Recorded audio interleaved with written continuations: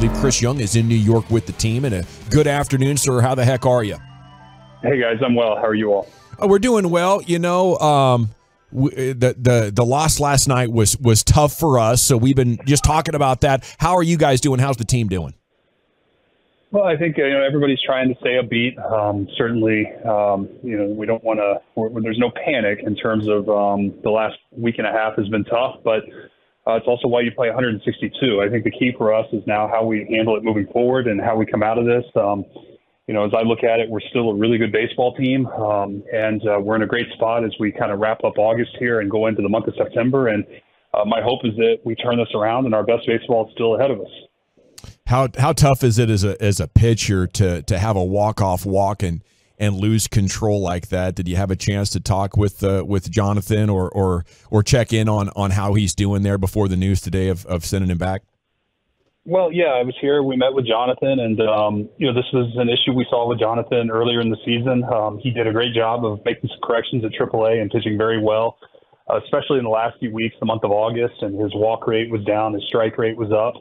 But when he got the chance yesterday, obviously some regression back to, the inability to throw strikes. And ultimately, this is a performance-based game, and, we need some length today. And I hate that we can't give Jonathan more runway. His stuff is so good, and he has such potential, but we need him to perform. And so that was why we made the move today. And, our hope is that Jonathan goes back down and he throws strikes and at some point earns the opportunity to come back.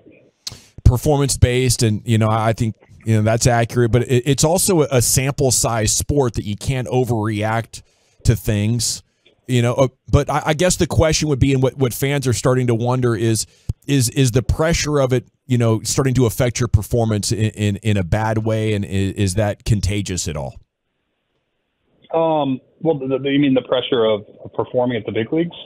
The pressure of coming down the stretch here for the first time as a team and losing first place.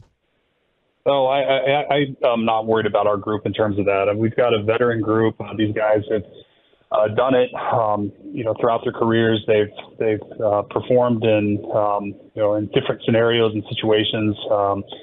Whether it's been here or elsewhere. And, it's some of it is the big leagues. When you play at the highest level, there's always some level of pressure. And I think the best players embrace that. And certainly I believe in the group that we have, that they're going to be able to embrace it as well. And again, every team goes through stretches like this, but I believe in the character of our group. And certainly I'm not worried about their ability to handle pressure. It's Rangers GM Chris Jung here with you on 105.3 The Fan. We were talking earlier about the best reasons to believe. And I think, amongst those is team's still not healthy. We saw Josh Jung earlier on MLB Network, and then there's Eovaldi. What kind of updates do you have, and what kind of an impact could those guys have when they return? Well, obviously a huge impact. I mean, those are two critical pieces to our team. We lost time for a period of time there, and then Josh shortly thereafter, and Nate as well. And so those are, three big pieces to our group. That said, I believe we have the depth to sustain or withstand injuries like that and sustain our performance. And we're excited to get both those guys back. Josh is probably a little further behind, simply just based on the timeline with the surgery. I think we're looking at really the last, 10 days, maybe week of the season. And Nate is making progress. We thought we were pretty close with Nate. He had a little bit of a side tightness after his last live batting practice, and but that's calmed down in the last day or two. So we're going to continue to build him up, and hopefully he'll be back, here at the beginning of September or shortly thereafter. And those will be two huge additions for us, hopefully at a time where we need them most, and help propel us for a strong finish. What's the latest with another potential addition in Nathan Eovaldi?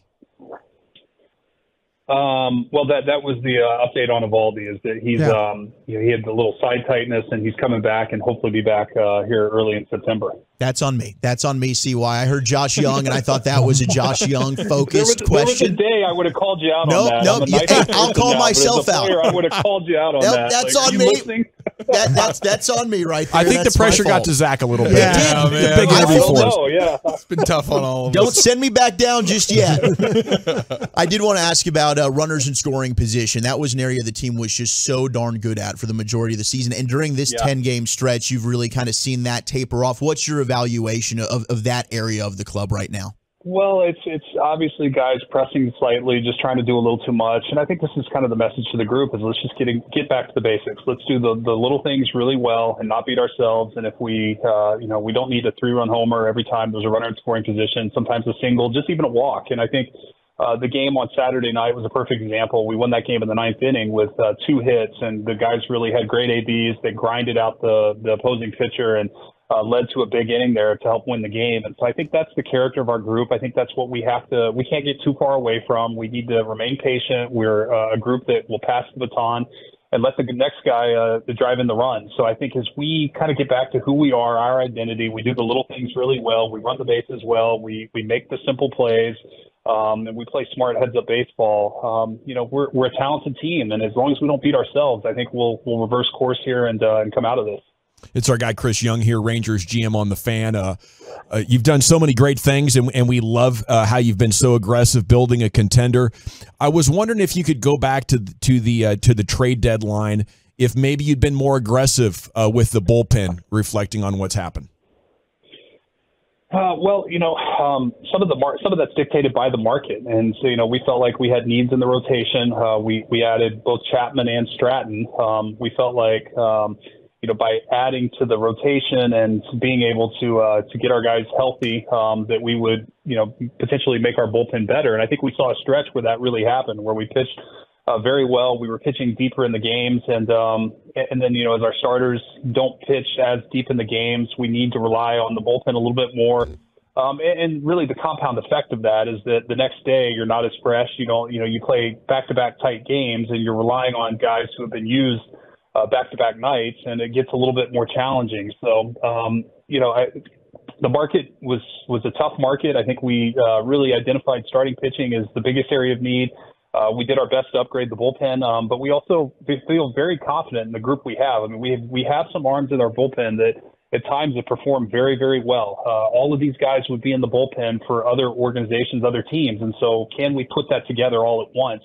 And that's where I have a real belief that our best baseball is still ahead of us, is that our guys all click from starting pitching to our bullpen to our offense here in this last month.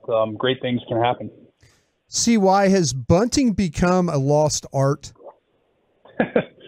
Well, I'm not sure it's a lost art. I think it's probably gotten harder to bunt. Just if you just statistically look at really one that your players are asked to bunt less frequently, but secondly, pitchers' stuff has really increased over the last 5 to 7 years. I mean, it is dramatically different in terms of the velocity, the movement, the sharpness of pitches. And so, as a former pitcher in the National League, I know I had spent a lot of time bunting, and there's a technique, there's an art to it, but I do know that the harder a guy throws and the sharper his stuff is, the harder it is to bunt. So, perhaps it is a little bit of a lost art because we're not doing it as much, but I think it's also just a more challenging skill, just simply because pitchers are better now than they've ever been. Chris Jung here on 105 through the Fan. Is that the main reason why the Tommy Johns have been up? They're throwing it so hard and getting such action on the ball? Yeah, look, I don't have the medical expertise to speak to it perfectly, but I think any doctor that's familiar with baseball will tell you that increased velocity, there's a correlation to increased stress in the arm. And so I would just logically say yes, that, you're throwing sliders and fastballs faster than ever. We've seen this in terms of the overall trends in the game, and breaking balls are being thrown more frequently than ever. There is more stress on the arm than ever, and I think that probably is a contributing factor to the number of injuries. I mean, how fast that thing is moving and coming off of Chapman's arm, I'm like, I don't know how anybody hits that thing. But yesterday, I agree. Yesterday with the 3 disengagements and the weird sequence of events with that whole deal, Chapman with his back turn, were you guys just like, are you kidding me? What else could possibly happen to take one of these games from us? Yeah, but look, I think some of that's self-inflicted, and I think those are the little things that I talk about, getting back to the details and cleaning up some of the small things. And I think the way we run the bases, or the way we just are communicating with each other, and I think that was, really self-inflicted in terms of just if we communicate a little bit better.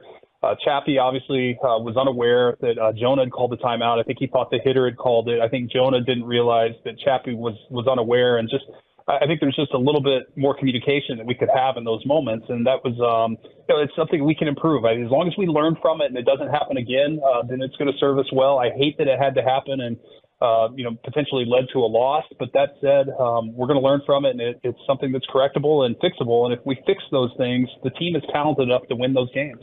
Maybe a little bit of an odd question, but I wonder your thoughts on the future of the robo-ump. I mean, we were talking earlier about some unfortunate ball and strike calls, I hate and the sometimes, umps. yeah, you get a strike zone that seems to change in the final 3 innings of the game, squeezing you. Has that games. been working in the minors, or what do you think about that in the future of the Don't sport? get in trouble, CY. Let us get in trouble for you. Well, you guys amuse me. I like your opinions on this stuff, and I think I share some of it, honestly. I think that we want to rely on technology, but technology isn't perfect. And so there are things that they're still ironing out. I think that as you talk to people who have experienced the automated strike zone in the minor leagues, there are some benefits and some levels of consistency that may be, improving the game. But I think there's other things that they still need to iron out. And I think the system that the players and the coaches have liked best has been a system in which there's umpires are still calling balls and strikes, but there's a challenge system similar to tennis where a hitter or a pitcher can challenge the call, and there'll be a quick review. And I think they even put it on the scoreboard to where there's some fan entertainment. You only get so many challenges per game, but nonetheless, that system seems to have worked the best. But the technology is very good. It's improved, but there's always a human element to this, and I'm not positive that the technology is better than our current umpires. But I no longer have to worry about that. When I was at the league, I worked on that stuff, and now I'm just focused on how do we get the Texas Rangers back on track. CY, in football and other sports, I guess they when things are kind of going a little rough, we always hear about the players only meetings. Would position groups would the pitchers get together and kind of talk about where they're at right now? Is that something that you would do, or is it baseball completely different from that way?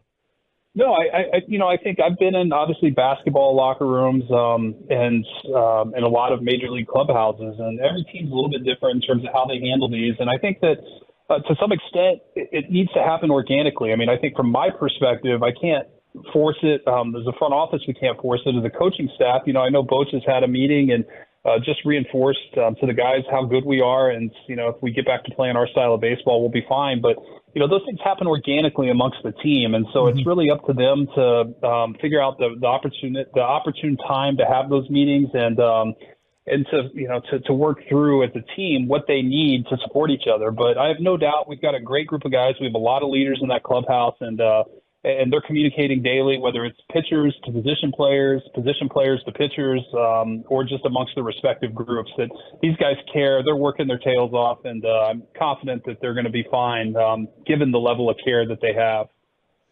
Well, I love it. Chris Jung, Rangers GM, unwavering, strident in his leadership. I think he convinced me. I needed that. And sorry about Wolchuk's double question there, CY. Yeah, we'll work on that, CY. We'll work on that. It's all good.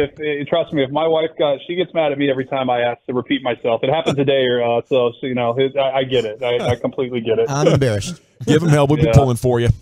Guys, thanks so much. I appreciate it. And thanks for hanging with us here.